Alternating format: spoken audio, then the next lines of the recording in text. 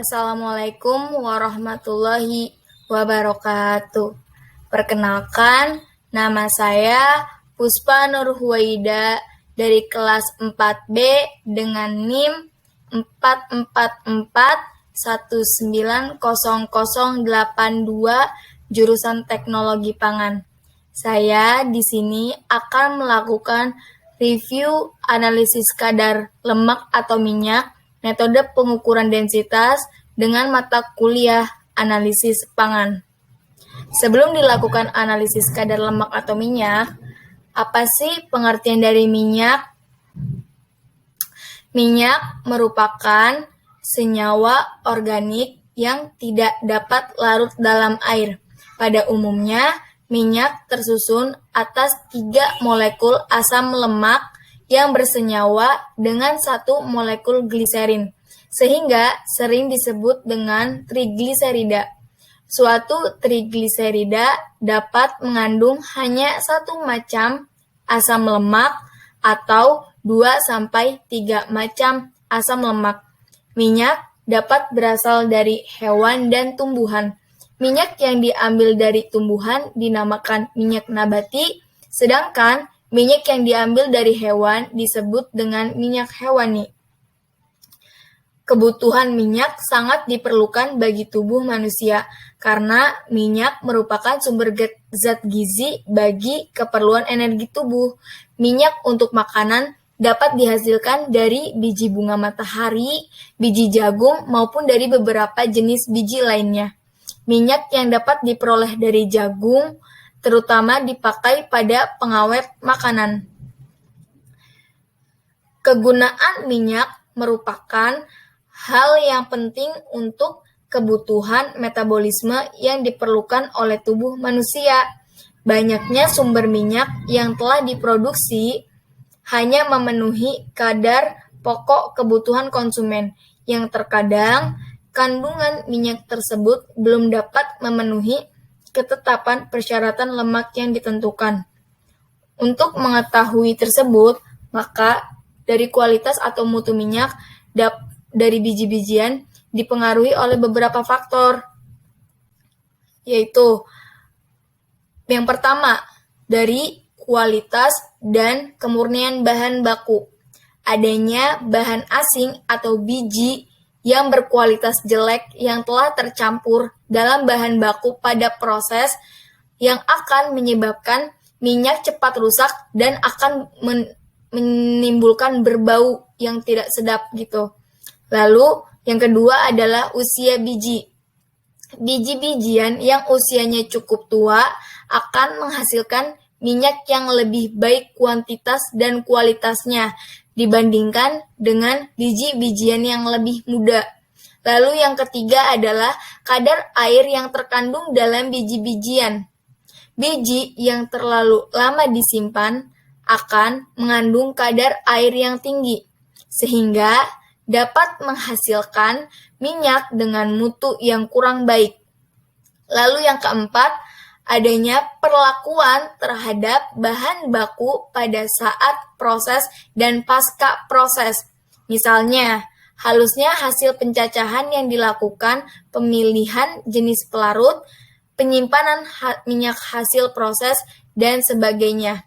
Lalu, untuk mengetahui mutu minyak ataupun kadar minyak pada biji-bijian tersebut, dilakukannya pengukuran dengan metode densitas atau disebut dengan analisa densitas.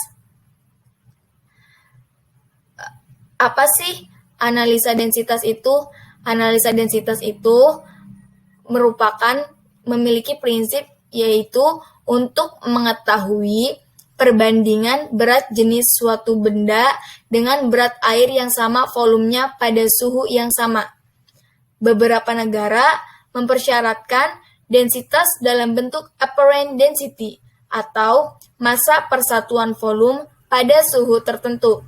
Sedangkan negara lain ada yang mempersyaratkan dalam bentuk relative density atau perbandingan densitas suatu material pada suhu tertentu dengan densitas air pada suhu tertentu. Kedua jenis densitas tersebut pun telah diatur dalam kodeks yang merupakan standar internasional untuk pangan. Nah, apa sih densitas itu? Densitas sendiri merupakan suatu ukuran massa per unit volume suatu zat yang diukur pada suhu tertentu. Nilai densitas suatu zat sangat dipengaruhi oleh suhu pengukuran dari zat tersebut, karena densitas merupakan suatu fungsi dari suhu. Nilai densitas umumnya dapat menggambarkan karakteristik fisikokimia biji-bijian dan hadirnya komponen kontaminan yang dapat menurunkan kualitas dari biji-bijian.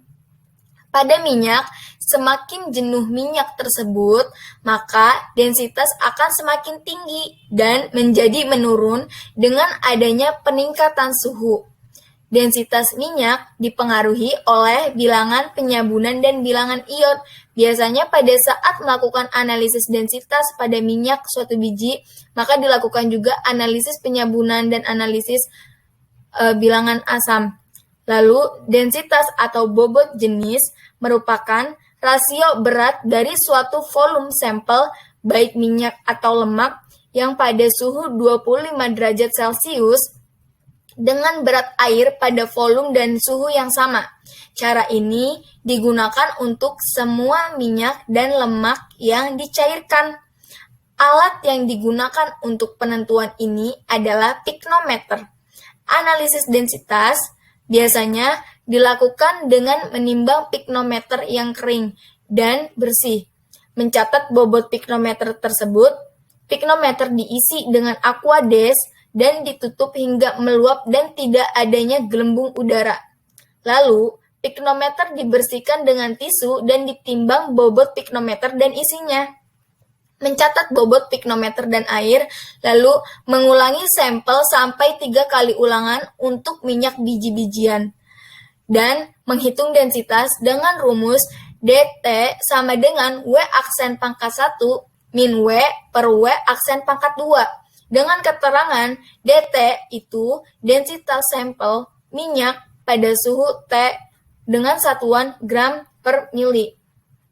Lalu W merupakan berat piknometer kosong dengan satuan gram. W aksen pangkat 1 sama dengan berat piknometer yang berisi sampel dengan satuan gram. Lalu W aksen pangkat 2 yaitu berat air pada suhu 25 derajat Celcius dengan satuan gram. Nah, setelah itu, apa sih piknometer itu? Piknometer itu sendiri merupakan alat berupa wadah yang biasa digunakan untuk menentukan massa jenis atau density dari suatu zat cair atau fluida. Piknometer sendiri terbuat dari bahan kaca dan berbentuk mirip Erlenmeyer dan bertutup. Piknometer juga memiliki volume yang spesifik dan pada penggunaannya sering dilengkapi dengan termometer untuk menunjukkan suhu zat yang terkandung. Biasanya termometer yang digunakannya yaitu termometer inframerah atau infrared. Nah, dari suatu zat cair, density, yang artinya nanti biji-bijian itu akan mengalami metode sebelum dilakukan analisis pengukuran densitas dengan cara pengepresan ataupun ekstraksi pelarut. Nah, yang akan dibahas. Nah, apa sih pengepresan? Pengepresan umumnya dilakukan untuk mengekstrak komponen-komponen dari bahan-bahan biologis seperti tanaman.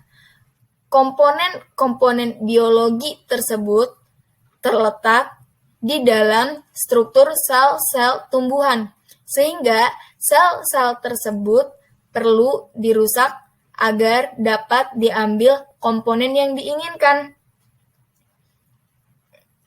Cara itu dilakukan, salah satu cara pengambilan minyak atau lemak, terutama yang berasal dari biji-bijian pada tumbuh-tumbuhan adalah pengepresan mekanis yang dilakukan untuk mengambil kandungan minyak yang kadarnya berkisar antara 30-70%. Lalu kemudian dilakukan dengan ekstraksi pelarut. Ekstraksi dengan menggunakan pelarut pada prinsipnya adalah melarutkan minyak dalam bahan ke dalam pelarut organik yang sesuai atau selektif. Nah, untuk itu, pelarut-pelarut tersebut harus mempunyai syarat-syarat yang tidak boleh asal. Nah, syarat pelarut untuk melakukan ekstraksi yaitu yang pertama, dapat melarutkan zat seperti minyak, lemak, asam lemak, dan lain-lain dengan cepat dan sempurna, serta sedikit melarutkan bahan seperti lilin, pigmen, dan senyawa albumin. Lalu yang kedua mempunyai titik didih yang cukup rendah agar mudah diuapkan. Namun titik didih pelarut tidak boleh terlalu rendah, karena hal ini mengakibatkan hilangnya sebagian pelarut akibat penguapan. Lalu yang ketiga, pelarut tidak dapat larut dalam air karena sifat pelarut yang nonpolar. Lalu yang keempat, bersifat inert sehingga tidak bereaksi dengan komponen minyak. Yang kelima, harga murah yang tidak mudah terbakar dan tidak beracun. Dari syarat pelarut yang telah ditentukan, maka pelarut yang paling tepat dan yang sering digunakan untuk melakukan metode ekstraksi itu yaitu pelarut heksan atau yang biasa dengan normal heksan N-heksan. Normal heksan merupakan suatu senyawa yang bersifat sangat nonpolar dan inert sehingga sering digunakan sebagai pelarut dalam proses ekstraksi. Lalu kemudian dilakukannya prosedur pengukuran metode densitas. Yang pertama adalah dilakukannya kalibrasi pada piknometer. Biasanya alat piknometer dikalibrasi pada suhu 20 derajat Celcius dan 60 derajat Celcius untuk memperoleh nilai koefisien rata-rata ekspansi kubik yang belum diketahui. Piknometer dibersihkan dan dikeringkan secara menyeluruh, kemudian ditimbang. Piknometer kosong dengan tutup yang ditandai dengan M1. Kemudian disiapkan air suling dan dikondisikan pada suhu sekitar 5 derajat Celcius. Air tersebut diisikan ke dalam piknometer dan ditutup, yang jangan sampai muncul gelembung udara. Lalu piknometer yang telah berisi air tersebut dikondisikan hingga mencapai suhu 20 derajat Celcius. Kemudian dibersihkan dari air yang meluap dan ditimbang. Untuk pengujian pada suhu 60 derajat Celcius, disiapkan juga air suling, kemudian diisikan air tersebut ke dalam piknometer dan ditutup, jangan sampai muncul gelembung udara. Piknometer yang telah terisi air ditempatkan ke dalam water bath hingga mencapai suhu stabil kurang lebih selama 1 jam. Setelah suhu air di dalam water bath dicatat, diukur menggunakan termometer, kemudian piknometer dikeluarkan dari water bath dan dibersihkan sampai kering. Lalu kedua, dilakukan uji densitas. Nah, biasanya dilepaskan tutup dari piknometer dan diisikan dengan sampel yang telah disiapkan. Dipasangkan kembali tutup piknometer, jangan sampai muncul gelembung udara. Kemudian piknometer tersebut ditempatkan ke dalam water bath hingga stabil pada suhu 50 derajat Celcius dengan kurun waktu kurang lebih 2 jam. Lalu, setelah stabil, kemudian dicatat suhu di dalam water bath. Piknometer kemudian dikeluarkan dari water bath dan dibersihkan dari sampel yang meluap dari bagian atas dan samping hingga kering. Piknometer kemudian dibiarkan mencapai suhu ambien. Setelah itu, ditimbang piknometer berisi sampel dengan tutup yang ditandai dengan M3, maka densitas sampel dapat diketahui dengan menggunakan perhitungan yang sudah saya jelaskan tadi sebelumnya. Lalu kemudian dilakukan uji akurasi. Akurasi merupakan suatu uji yang dilakukan pada suatu metode apakah data yang dihasilkan mendekati nilai yang sebenarnya. Pengujian ini biasanya dilakukan sebanyak 6 kali pengulangan. Kemudian, hasil yang diperoleh dibandingkan dengan nilai densitas yang terdapat pada sertifikat uji CRM atau Certified Reference Material. Lalu yang keempat dilakukan dengan uji presisi. Presisi sendiri merupakan keidentikan dan kelekatan di antara serangkaian pengulangan pengujian dari beberapa sampel homogen, sehingga dihasilkan hasil pengujian yang memiliki nilai perbedaan yang kecil. Pada pengujian ini dilakukan sebanyak 20 kali. Kemudian, hasil yang diperoleh dibandingkan antar pengujian yang dilakukan dan dihitung nilai standar deviasi dan relative standard deviation (RSD). Lalu, setiap prosedur itu atau metode itu pasti mempunyai keuntungan dan kerugiannya. Adapun keuntungan yang dilakukan pada pengukuran metode densitas yaitu memiliki performa yang dapat dikategorikan baik. Lalu yang kedua, metode yang dijadikan sebagai acuan dalam penyusun spesifikasi dalam Standar Nasional Indonesia atau SNI tentang minyak pada biji-bijian. Adapun kerugiannya yaitu perlu dilakukan untuk beberapa uji lanjutan seperti uji ketidakpastian dan uji banding antar laboratorium agar lebih memperkuat kualitas dan performa dari metode uji tersebut.